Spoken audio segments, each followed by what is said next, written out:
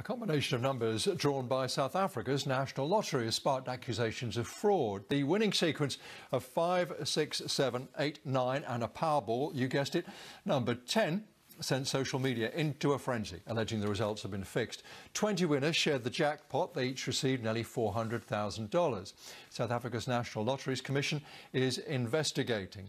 Well, David A. Katz is a former US federal prosecutor. He's been involved in litigation of rigged lottery cases. He gave us his assessment.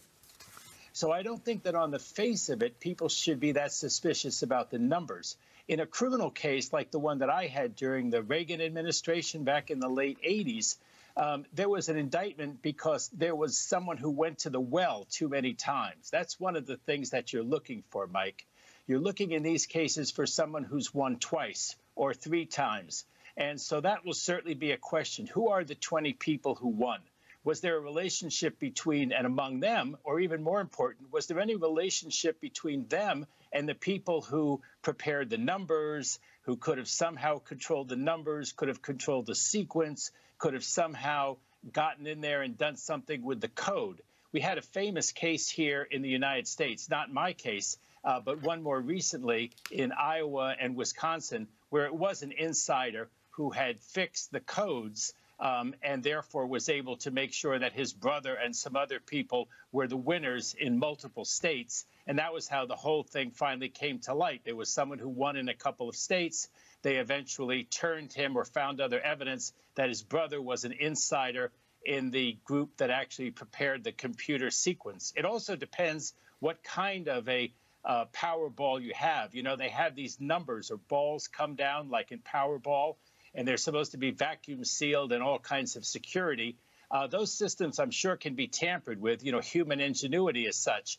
But normally it's a computer code ones. Those are the more troubling ones. Or in my old case, where you actually have insiders who allegedly made sure by promoting the competition that a relative or friend of theirs won more than once. David, I know you're not involved in the South African case. It sounds like from your experience you don't sense fraud here. How common actually is fraud within the lottery industry? Well, it's certainly a concern, and the smaller lotteries more so. When you're talking about the Powerball, you know, here in the United States, I think the winnings have gotten up to tens or even hundreds of millions of dollars. And of course, the grand prize winner or the group, you know, the bowling league that all buys a ticket, 10 of them, and they win.